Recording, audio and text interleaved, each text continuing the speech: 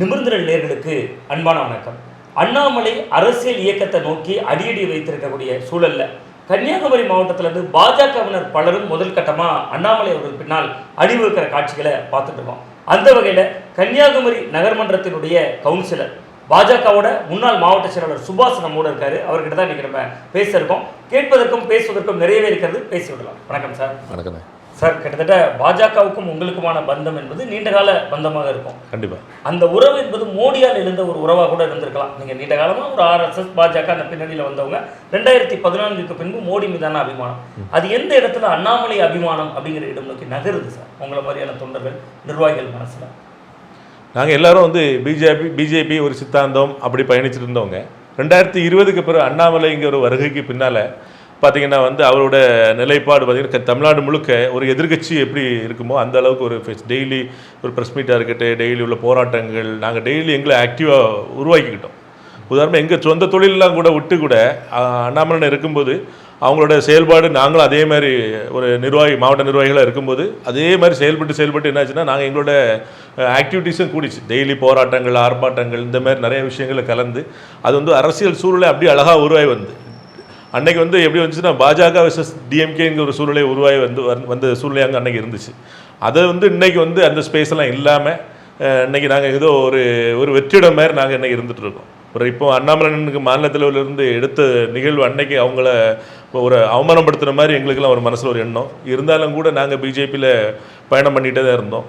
அதுக்கு பிறகு இப்போ கிட்டத்தட்ட ஒரு 6-7 மாதமாக எலெக்ஷனுக்கு முன்னால் கூட அண்ணாமலை இல்லாத ஒரு பீரியடில் வந்து பார்த்திங்கன்னா வந்து கட்சி பவருடைய போக்கெல்லாம் பார்த்தா ஒரு திருப்திகரமாக எங்களுக்கு இல்லை.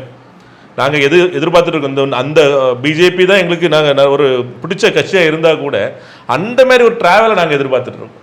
இல்லை, இயக்கம் தான் பெரிது அப்படிங்கிறதான பாஜகவோட கொள்கையாக இருந்தது. இயக்கத்தை விட தனிநபர் பின்னால் போகிறது அப்படிங்கிற இடம் நோக்கி நகர்றீங்கல்ல, அந்த இடம் வந்து பாஜக மீதான பிடிமானத்தில் கேள்வி எழுப்பாரா? கண்டிப்பாக எல்லாரும் நாங்கள் இயக்கம் தான் பெருசுன்னு சொல்லி நிறைய பேர் இருந்தோம். பலமுறை நீங்கள் பாஜகவினர் சொல்லக்கூடியது முதல்ல தேசம் அப்புறம் கட்சி கடைசி தான் வீடுங்கிறதான பாஜகவினரோட பிரச்சார யுத்தியாகவே இருந்தது. கண்டிப்பாக நாங்கள் எங்களுக்கு வந்து எல்லாமே அப்படி தான். நாங்கள் பிஜேபி விட்டு நான் என் லைஃப்பில் நம்ம பிஜேபி விட்டு வெளியே போகணும் நான் மனசார கூட ஒரு நாள் கூட நினச்சது கிடையாது. இப்போ அண்ணாமலை வந்து தனி கட்சி ஆரம்பிக்க போகிறாங்க. நாங்கள் அன்னைக்கு கூட நம்பிக்கை நாங்கள் என்ன நினச்சிருந்தோன்னா அண்ணாமலை என்ன ரூட்டில் பயணிக்கிறார் அந்த ரூட்டில் பயணிக்கணும்னு சொல்லி அவர் ஒரு முடிவு அறிவிக்க போகிறேன், 5ஆம் தேதி அறிவிக்க போகிறேன்னு சொல்லும்போது கூட எங்கள் மனசில் இருந்துச்சு. நான் எங்கள் நிறைய நிர்வாகிகள் சக நிர்வாகிகள்கிட்ட கூட சொன்னேன் அண்ணாமலை என்ன ஸ்டாண்ட் எடுக்காங்களோ அதுக்கு போகிறோம். ஏன்னு சொன்னால் இந்த அமைப்பு தமிழ்நாட்டில் பிஜேபி வந்து மற்ற தேசியத்தில் உள்ள பிஜேபிக்கும் தமிழ்நாட்டில் உள்ள பிஜேபிக்கும் நிறைய வித்தியாசம். என்ன வித்தியாசம்னா அந்த அமைப்புங்கிற ஒரு செட்டப்பில் பார்த்திங்கன்னா வந்து நம்ம ஊரில் இருக்கக்கூடிய திராவிட கட்சிகளுக்கும் இங்கே உள்ள கட்சிகளுக்கும் நிறைய வித்தியாசம். நம்ம ஊரில் இப்போ பார்த்திங்கன்னா ஒரு பஞ்சாயத்து இருக்குது, ஒரு பஞ்சாயத்து தலைவர் இருப்பாங்க, எல்லா கட்சியிலும் இருப்பாங்க. ஆனால் பிஜேபியில் அந்த பஞ்சாயத்துக்கு தலைவருக்கு ஒரு பொறுப்பு இருக்காது. அவங்க என்ன இருக்கும், அவங்களுக்கு ஒரு என்ன வச்சிருப்பாங்க, ஒரு மண்டல் பொறுப்பு. இப்போ நடந்த விஷயங்கள் இல்லை, நீண்ட காலமும் பாஜக அணுகுமுறை இது தானே. கரெக்ட். எங்களுக்கு வந்து என்னன்னா இதை சரி பண்ணுறது இதுதான் ஒரு வாய்ப்பே தவிர இது கூட வேற வாய்ப்பே இல்லை. எங்கள் அமைப்பு தான் பெருசு, கண்டிப்பாக நாங்கள் இல்லைன்னு சொல்லவே இல்லை. அமைப்பு எதற்காக எங்களோட சித்தாந்தம் நாங்கள் செய்யக்கூடிய சில வேலைகளை பாதுகாக்க வேண்டிய ஒரு அமைப்பு தான். அந்த வேலைகளை செய்கிறதே தொய்வு இருக்கும்போது நாங்கள் எப்படி இது போக முடியும்? எங்களோட காரியம் முக்கியம், அப்புறம் காரியகர்த்தா. இல்லை, நான் என்ன கேட்குறேன், தொடர்ச்சியாக தமிழக பாஜகவில் ஒரு 10 ஆண்டு காலம் நம்ம எடுத்துக்கிட்டால் கூட எல் முருகன் ஒரு 3 ஆண்டுகள் மாநில தலைவராக இருக்கார். அவருக்கு பின்பு கிட்டத்தட்ட தொடர்ச்சியாக அதுக்கு முன்பு தமிழிசை சவுந்தரராஜன் இருந்திருக்காங்க. அதற்கு பின்பு பார்த்தீங்கன்னா நயனா நாகேந்திரன் அவர்கள், அண்ணாமலை அவர்கள், ஒவ்வொருவருக்கும் ஒரு காலம் கொடுக்கப்படும். அந்த காலத்தில் தங்களை நிரூபித்த தலைவர்களும் இருப்பாங்க. இயக்கம் அப்படியே பயணிச்சுட்டு தானே இருக்கும். அது எந்த இடத்துல ஒரு தனிநபரை நோக்கி நம்ம நகரதுக்கான தேவை எழுதுது? நீங்கள் சொல்ல சரிதான். இப்போ நான் வந்து தமிழிசை இடத்துல எல்முருகன் வராங்க. எல்முருகன் பீரியட்லேயும் ஒரு வேலை யாத்திரை அது இதுன்னு சொல்லி ஒரு ஸ்பீடாக அப்படி போச்சு. ஒரு 4 MLA ஜெயிச்சோம். மறுபடியும் அப்படியே ஒரு பெரிய ஒரு அப்போ எங்களுக்கு ஒரு பெரிய தலைவராக முருகன் தெரிஞ்சாங்க. அதுக்கு அடுத்தால பார்த்தீங்கன்னா அண்ணாமலை வந்தாங்க. அப்போ ஒரு ஒரு ரேஷியோ வந்து கூடிச்சு. அப்படி ஒரு பெரிய அளவில் வளர்ந்து வந்து கட்சி வந்துச்சு. மறுபடியும் கிட்டத்தட்ட இப்போ அண்ணன் வந்த ஒரு பார்த்தீங்கன்னா அப்படி டப்பத்துன்னு கீழே விழுந்த மாதிரி இருக்கு. இப்போ இந்த இடத்துல நான் ஒரு கேள்வி கேட்குறேன். இது அண்ணாமலை அவர்கள் மீதான பிரியம் ஒரு பக்கம்னாலும் நயினா நாகேந்திரன் தலைமைத்துவத்தின் மீதான சந்தேகமும் ஒரு காரணமா? இல்லை, சந்தேகம் நான் சொல்லலை. நான் என்ன சொல்கிறேன்னா எங்களுக்கு தேசிய தலைமையிலேருந்து ஒரு தவறான முடிவு எடுத்துட்டாங்களோன்னு எங்களுக்கு மனசில் ஒரு எண்ணம். நம்ம தலைமையை வந்து கிட்டத்தட்ட ஒரு விமர்சனத்துக்குள்ளாக்குற முதல் முறையாக ஒரு விமர்சனத்துக்குள்ளாக்குற இடத்துல பாஜக இன்னைக்கு தொண்டர்கள் நகர்ந்துருக்காங்க. தலைமைங்கிறது நான் சொல்கிறது வந்து இவங்களோட எப்படின்னா முடிவு தான். இப்போ கோர் கமிட்டி எங்களுக்கு பிஜேபியில் ஒரு கோர் கமிட்டிலாம் இருப்பாங்க. 4-5 பேர் இருந்து முடிவு பண்ணி சொல்கிறாங்க. இந்த 5 பேர் 6 பேர் சேர்ந்து முடிவு பண்ணுற விஷயம் தப்புங்கிறேன். சார் குமரி மாவட்டத்தில் தனிப்பெரும் கட்சினா அவர் பத்திரிகையாளராக 15 ஆண்டுகள் பார்த்தாலும் பாஜக தான். கடந்த கால வரலாறு அதுதான். அது 2024 வரை நடந்தது. 26 அந்த வரலாறு மாற்றி எழுதப்பட்டது. 5 தொகுதிகளில் தாமரை போட்டியிட்டு, நான் சொல்றது தமிழ் மாநில காங்கிரஸ் உட்பட கிள்ளியூர் தொகுதியில் தாமரை சின்னத்தில் போட்டியிட்டீங்க. 5 தொகுதிகளையும் 3வது இடம் இருக்கீங்க. 2வது இடத்துக்கு தாவேக்கா வந்திருக்கு. ஏற்கனவே குமரி போன்ற வலுவான பகுதிகளில் பாஜக எவ்வளவு சேதமாக இருக்கக்கூடிய சூழல்ல இன்னும் அது அண்ணாமலை பிரிவுன்னு போறப்ப அது இன்னும் பலத்த சேதத்தை உருவாக்கிறாங்க. கண்டிப்பாக நீங்கள் சொல்கிறது சரி தான். இப்போ வந்து நம்ம எல்லா இடமும் 5 இடம். இப்போ உத்தேசமாக கன்னியாகுமரி சட்டமன்றத்தில் தளவா எண்ணம் ஜெயிச்சாங்க. போன தடவை 1,04,000 ஓட்டு வாங்கினாங்க. இந்த தடவை வந்து 72,000 ஓட்டு வாங்கி ஜெயிச்சிட்டாங்க. அவ்வளோதான். இது ரேஷியோட வித்தியாசம். அந்த இடையில உள்ள நான் 3வது இடத்துக்கு போக காரணம் விஜயோட என்ட்ரி. அதுக்கப்புறம் ஒரு அரசியல் மோகம் இன்னொன்று இளைஞர்களுக்கு ஒரு பெரிய வெற்றிடமாக சமீப காலங்களில் இருந்துச்சு. இப்போ எலெக்ஷனுக்கு முன்னால் அண்ணாமலை அண்ணனோட தலைமை இல்லாத ஒரு பிஜேபி வந்த பிறகு ஒரு வெற்றிடம் இளைஞர்கள் நீங்கள் வந்து இருக்கக்கூடிய இப்போ ஒரு பார்லிமெண்ட் எலெக்ஷன் 4 லட்சம் பேர் ஓட்டு போடுறாங்கன்னு சொன்னால் 4 லட்சம் பேரும் கட்சிக்காரங்க இல்லை. அதில் 1 லட்சம் பேர் கட்சிக்காரங்க சார்ந்து இருப்பாங்க. அதை தாண்டி ஒரு 3 லட்சம் பேர் பொதுமக்களாக இருப்பாங்க, அனுதாபிகளாக இருப்பாங்க. இந்த 3 லட்சம் பேரில் என்ன பண்ணியிருப்பாங்க? கண்டிப்பாக அன்னைக்கு அண்ணாமலை இல்லாத ஒரு பாஜக இருக்கும்போது என்ன வச்சுருப்பாங்க? அந்த இவங்கள வந்து கட்சிக்கு வர மாட்டாங்க, எந்த பதவி என்ஜாய் பண்ண மாட்டாங்க. ஆனால் அவங்க என்ன செய்வாங்க? ஓட்டு போடுவாங்க. இந்த ஓட்டுகள் தான் அங்கே மாறிடுச்சு. இதை திருப்பி கொண்டு வர முடியறதுக்கு பாஜக இப்போ இருக்கக்கூடிய சூழ்நிலையில் எடுக்கக்கூடிய முயற்சிகள் ஒரு இது வெற்றி பெறுமாங்கிறது எனக்கு சந்தேகம் தான். இந்த இடத்துல தான் எனக்கு ஒரு கேள்வி வருது சார். இப்போ காங்கிரஸ், தமிழ் மாநில காங்கிரஸ் ரெண்டும் பிளவுபடுகிற பொழுது 2 பேருக்குமே லாபம் இல்லை. அதே சூழல் தானே இப்போ ஏற்படுவதற்கு வாய்ப்பு இருக்கு. பாஜக ஒரு வலுவான கட்சி, தாமரை சின்னம் மக்கள் மனதில் நிற்கக்கூடிய சின்னமாகவும் தாமரையை ரிஜிஸ்டர் பண்ணிட்டீங்க. இல்லந்தோறும் தாமரை, உள்ளந்தோறும் தாமரை அப்படின்லாம் திட்டங்கள்லாம் முன்னெடுத்து ஏதோ ஒரு வகையில் தாமரை சின்னம் இன்னைக்கு வீடு போய் சேர்ந்துருச்சு. பாஜக கொடியோ சின்னமோ இனி போய் சேர்க்க வேண்டியதில்லை. அண்ணாமலை அவர்களுக்கு இது எல்லாம் திரும்பியே நீங்கள் முதல்ல இருந்து கொண்டு போகணும். அது சின்னமாக இருக்கலாம், கொடியாக இருக்கலாம். அண்ணாமலை மட்டும்தான் தெரிந்த முகம். அவ கிட்டத்தட்ட அவருடைய கட்சி, கொள்கை, கோட்பாடு எல்லாம் கொண்டு போகணும். அவ இந்துத்துவ வாக்குகள் 2 துண்டா உடஞ்சிடாதான்? இல்லை, இந்துத்துவ வாழ்க்கை நாங்கள் கிரவுண்டில் வேலை செய்கிறவங்க, எங்களுக்கு தெரியும். கிரவுண்டில் நாங்கள் எங்கள் மாதிரி தலைவர்கள் நிறைய பேர் கட்சி பொறுப்பு, நான் மாவட்ட செயலாளர் சொல்லி என்ஜாய் பண்ணிட்டு இது இல்லாத தொண்டர்கள் நிறைய பேர் கீழே இருக்காங்க. அனுதாபிகள், கீழே உள்ள தொண்டர்கள், எங்களுக்கு கிளைக்கு கீழே உள்ள தொண்டர்கள் நிறைய பேர் பார்த்தீங்கன்னா எங்கள் ஊரில் போய் கேட்டாச்சுன்னா நீங்கள் கிரவுண்ட் ரூட்டில் போய் பார்க்கும்போது எல்லாருமே அண்ணாமலை தான் ஆதரிக்கிறாங்க. இது வந்து இயற்கையாக உள்ளது. இவங்கெல்லாம் சித்தாந்தவாதிகளா என்னன்னு கேட்டிங்கன்னா கண்டிப்பாக வந்து கன்னியாகுமரி மாவட்டத்தில் ஆர்எஸ்எஸோட அமைப்பு எல்லாமே வந்து கிரவுண்டில் நிறைய இடங்களில் நம்ம சமய வகுப்பு இதேமாதிரி விஷயங்கள்லாம் பண்ணி எடுத்து நிறைய பண்ணியிருக்காங்க. அதெல்லாம் இருக்கக்கூடியவங்க கூட அண்ணாமலையை அன்னைக்கு மாநிலத்தில் இருந்து தூக்கும்போது அவங்க அதை விரும்பலை. அண்ணாமலை கொடுக்கக்கூடிய முக்கியத்துவத்தை கொடுக்காம இருக்கும்போது அதெல்லாம் விரும்பல. இது வந்துனால எங்களோட அணி தான் பெரிய அணியா உருவாகும். பாஜகவை வீழ்த்தி அண்ணாமலை அணி அதை விட வலுவாக மாறும். கண்டிப்பா மாறும், அதுல மாற்றமே இல்லை. நீங்க அவங்க எடுக்கக்கூடிய சிஸ்டத்தை மாத்தாம ஒண்ணுமே செய்ய முடியாது. இப்ப மாநில தலைமை, இப்ப பிஜேபியோட மாநில தலைமை வந்து ஒரு முடிவெடுத்து மறுபடியும் கொண்டு வரதுக்குள்ள இப்ப அண்ணாமலை எடுக்கக்கூடிய ஸ்பீடு ஒன்று வரும்போது மக்கள் எல்லாருமே அண்ணாமலை போயிடுவாங்க. சரி, இப்ப ரொம்ப ரொம்ப முக்கியமா பாத்தீங்கன்னா இந்த நடந்து முடிந்த சட்டமன்ற தேர்தல் 2 ஆண்டுகள்ல கட்சி ஆரம்பிச்சு விஜய் முதல்வர் ஜாதி மதம் கடந்து எல்லாரும் வாக்களிச்சிருக்காங்க. அவருடைய அமைச்சரவையே நீங்க பாத்தீங்கன்னா பட்டேல் சமுதாயத்துல இருந்தும் 7 பேர் இருக்காங்க, பிராமணர் சமுதாயத்துல இருந்தும் 2 பேர் இருக்காங்க. அப்ப அவர் வந்து கிட்டத்தட்ட ஒரு காஸ்ட் நியூட்ரல், ரிலிஜியன் நியூட்ரல் அப்படின்னு சொல்லக்கூடிய அளவுக்கு ஜாதி மதங்களுக்கு அப்பாற்பட்டு மக்கள் வாக்களித்திருக்காங்க. அப்ப தமிழக அரசியல் இருந்த வெற்றிடத்தை விஜய் நிரப்பிட்டார்.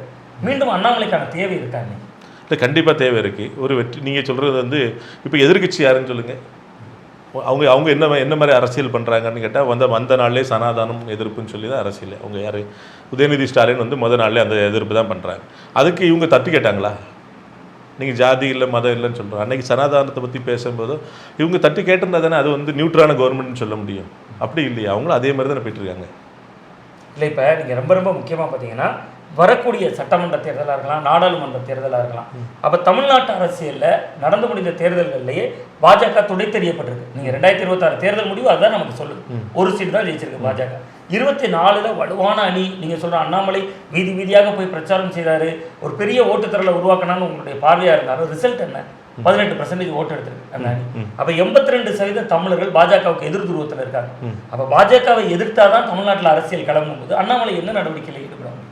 இல்லை, நீங்கள் அண்ணாமலை வர்றதுக்கு முன்னால் இருந்த பாஜக எதிர்ப்பு, அண்ணாமலை வெளியே போகும்போது அந்த எதிர்ப்பு இல்லை. நீங்கள் ஒத்துக்கிடணும் கண்டிப்பாக. நீங்கள் வரும்போது பார்த்தீங்கன்னா மோடி எதிர்ப்பு அப்படிலாம் இருந்தது. அது எல்லாம் கட்டமைப்பெல்லாம் அண்ணாமலை அண்ணன் ஒரு கிட்டத்தட்ட ஒரு 4 வருஷத்துக்குள்ளே உடச்சி கொடுத்தாங்க. அதே ஒரு நம்பிக்கை எங்களுக்கு இன்றைக்கி என்ன இருக்குன்னா, இது எல்லாம் தாண்டி அண்ணாமலையோடைய திறமை மற்றும் அவங்களோட ஒரு ஆற்றல்னால என்ன செய்வாங்க, ஒரு விஷன் வச்சுருப்பாங்க. அந்த விஷன் மூலமாக கண்டிப்பாக தமிழ்நாட்டில் அடுத்த அண்ணாமலையோட காலமாக தான் இருக்கும். அதுன்னு ஒரு பெரிய நம்பிக்கையில் தான் நாங்கள் மேலே இருக்கிறோம். சார், நடந்து முடிந்த சட்டமன்ற தேர்தலில் 27 தொகுதிகளில் போட்டியிட்ட பாஜக 14.5 லட்சம் ஓட்டுகள் வாங்கியிருந்துச்சு. அண்ணாமலை அவர்களுடைய மெம்பர்ஷிப் மட்டும் 17 லட்சத்தை கடந்திருக்கு. பட் அது வந்து 27 தொகுதிகளில் வாங்கின வாக்குகள் தான். ஒட்டுமொத்த தமிழ்நாட்டிலையும் பாஜகவினுடைய மெம்பர்ஷிப்ங்கிறது இதை விட அதிகமாக இருக்கும். நீங்கள் விஜய் அவர்கள் கட்சி ஆரம்பித்த 3 நாளில் 1 கோடிங்கிற எண்ணிக்கையை கடந்திருந்தது. இது ரெண்டையும் பொருத்தி பார்க்கும்போது ஏதோ ஒரு செய்தியை சொல்லுது இல்லை? கண்டிப்பாக. நான் இப்போ சொன்னேன்ல, அந்த நம்ம கன்னியாகுமரி சட்டமன்றது உதாரணம் சொன்னேன். 1,03,000 ஓட்டு வாங்கின தளவாயின்னு இதுக்கு முன்னால் ஜெயிக்கிறாங்க. இப்போ 72,000 ஓட்டு வாங்கின தளவாயின்னு ஜெயிக்கிறாங்க. இந்த 30,000 ஓட்டு டிஃபரன்ஸ் தான் இந்த டிஃபரன்ஸ். அப்போ எப்படின்னா, அண்ணாமலை இல்லாமல் அந்த 30,000 ஓட்டு இருக்குல்ல, இந்த விஜய்க்கு ஓட்டு போட்டாங்க. இது வந்து அண்ணாமலைக்கான ஓட்டு மாறலை. இப்போ ஒரு அரசியல் மாற்றம் வந்து இப்போ எல்லாம் தமிழ்நாடு ஃபுல்லாக முழுக்க ஒரு அடி அடிச்சுது. ஒரு காற்றை வேகமாக வீசினது மாதிரி ஒரு திரைமோகம் எல்லாம் சேர்ந்து மாறிச்சு. இதில் கன்னியாகுமரி மாவட்டத்தில் உள்ள 5 சீட்லேயுமே இதே மாதிரி எல்லா இடமே இதே மாதிரி மாறினதுனால தான் அவங்க என்ன 3 இடத்துக்கு பிஜேபியும் போச்சு. அதே மாதிரி நம்ம நீங்கள் சொன்ன மாதிரி 14.5 லட்சம் ஓட்டு யாரோட ஓட்டு? நான் பிஜேபியில் இருக்க நிறைய பேர் பிஜேபிக்கு ஓட்டு போடலை. நடந்து முடிந்த சட்டமன்றம் இல்லை, இப்போ கன்னியாகுமரி தொகுதியில் நாங்கள் போட்டி போட்டிருக்கோம். நாங்கள் பிஜேபி கண்டி தலைவாயன் ஏடிஎம்கே கண்டி வேலை செய்தோம். நாங்கள் கட்சிக்காரங்க, நாங்களாம் இப்போ கட்சியில் பொறுப்பில் இருக்கோம். நாங்கள்லாம் வேலை செய்திருப்போம்.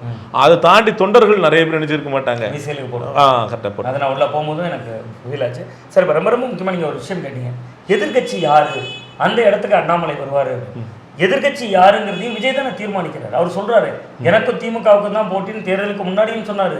தேர்தல் முடிஞ்ச அப்புறம் திருச்சி கிழக்கில் போய் பிரச்சாரம் பண்றப்பையும் திமுகவுக்கும் எனக்கும் தான் போட்டிங்கிறார். மறுபடியும் இந்த இடத்துல அண்ணாமலைக்கான இடத்தையே விஜய் கொடுக்க மாட்டாருங்கிற மாதிரில தோணும். இல்லை, கரெக்ட். நீ என்ன அண்ணாமலை இன்னும் உள்ளே வரல, இன்னும் அரசியல் கட்சியாகி வரல. அரசியல் கட்சியாகி அவங்க செயல்பாடுனால கண்டிப்பாக வந்து அந்த அந்த சூழ்நிலையை உருவாக்கி எங்கள் தலைவரால் முடியுங்கிற பெரிய நம்பிக்கை எங்களுக்கு இருக்குது. சார், அரசியலில் என்ன வகையான மாற்றங்களை அண்ணாமலை கொண்டு வருவார்னு நம்புறீங்க? அரசியலில் வந்து இப்போ அவங்க அன்றைக்கி ஓரளவுக்கு சொன்னாங்க. இப்போ ஒரு நீண்ட பொறுப்புகள் யாருக்கும் கிடையாது. இப்போ நிறைய இடங்கள்ல என்ன இருக்கும், கொஞ்சம் வருஷமாக என்ன இருப்பாங்க, தலைவர் பொறுப்புகள் மாறும். ஆனால் அதுக்கு பின்னால் இருக்கக்கூடிய ஒரு மாவட்டத்தோட தலைமை பொறுப்பை முடிவு பண்ணுற இடத்துல இருக்கக்கூடியவங்க அதே இடத்துல தான் கன்னியாகுமரி மாவட்டத்தில் கூட உட்காந்துருக்காங்க. அப்படி தானே? இதெல்லாம் இருக்காதுன்னு சொல்லி ஒரு பெரிய நம்பிக்கை கொடுத்துருக்காங்க. ஒரு கேள்வி வருது சார், நீங்களே இப்போ சொன்னீங்க, அவருமே அன்றைக்கி அண்ணாமலை அவர்கள் அந்த வார்த்தையை சொன்னார். ஒரே தலைமை, ஒரே நபர் மீண்டும் மீண்டும் ஜெயிக்கிறது, ஒரே நபர் மீண்டும் எம்எல்ஏ ஆகிறது, எம்பி ஆகிறது, இதுக்கெல்லாம் மாற்றாதான் நம்ம பீத லீடர்ஸ் இருக்க போகுது அப்படிங்கிற வார்த்தையெல்லாம் சொல்லியிருந்தார். இதுதானே அவருக்கும் பொருந்தும். ஒரு கட்சியினுடைய மாநில தலைவராக இருந்தார். ஒரே நபர் இருக்க முடியாது. அப்போ 3 ஆண்டுகள் ஆகிற பொழுது தலைமை மாற்றுது. அவன் மாற்றம் அங்கிருந்து தொடங்குது இல்லை? அப்போ அதை அக்செப்ட் பண்ணிக்காத ஒரு தன்மை அதுக்குள்ள இருக்குல்ல? மாற்றம் நீங்கள் தலைவரை மாற்றுற விதம் இருக்குல்ல, விதம் அன்னைக்கு தலைவரை மாற்ற எதுக்காண்டி மாற்றுறீங்க? கூட்டணி நெருக்கடி அழுத்தம். கரெக்ட். நீங்கள் எங்களை பிஜேபியில் தலைவர் இல்லாமல் கூட வேலை செய்த காலங்கள்லாம் இருக்குது. தமிழிசை முடிஞ்சு 4 வருஷமோ 5 வருஷம் கட்சியில் தலைவரே இல்லாமல் நாங்கள்லாம் பயணிக்க வச்சுருக்கோம். அதில் எந்த மாற்றம் இல்லை. எல்முருகன் எனக்கு பிறகு ஒரு தலைவர் கொண்டு வந்தாங்க. அவங்களும் மினிஸ்டர் கொண்டு போனாங்க. நீங்கள் அண்ணாமலை என்ன முக்கியத்துவம் கொடுத்தீங்க? இப்போ நீங்கள் இன்னொன்று குறிப்பிட்டீங்களே சார், நிறைய பேர் வந்து அண்ணாமலை அவர்களை நோக்கி இடம் பெயரணும். அப்போ இடம் பெயர்ந்தால் தான் இப்போ பாஜகவினர் நகர்றீங்க, அதே மாதிரி திமுகலேருந்து வரணும், அதிமுகலேருந்து வரணும், காங்கிரஸ்லேருந்து வரணும். அப்போ தான் அது ஒட்டுமொத்த தமிழ்நாட்டுக்கான ஒரு இயக்கமாக மாறும். உங்கள் மாவட்டத்தை சேர்ந்த விஜயதரணி அவர்களே பாஜகலேருந்து விஜய் பக்கம்லாம் நகர்றாங்க. இது மாதிரியான இதை நம்ம எப்படி புரிஞ்சுக்கிறது?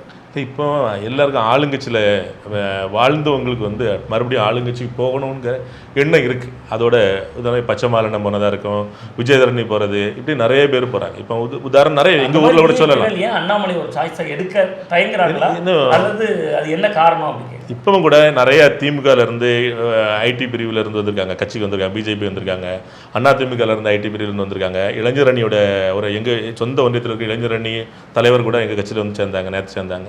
இப்படி நிறைய பேர் சேர்றாங்க. அவங்க எல்லாம் கேட்குற விஷயம், நாங்கள் அண்ணாமலைன்னு சந்திச்சு சேரணும்னு சொல்கிறாங்க.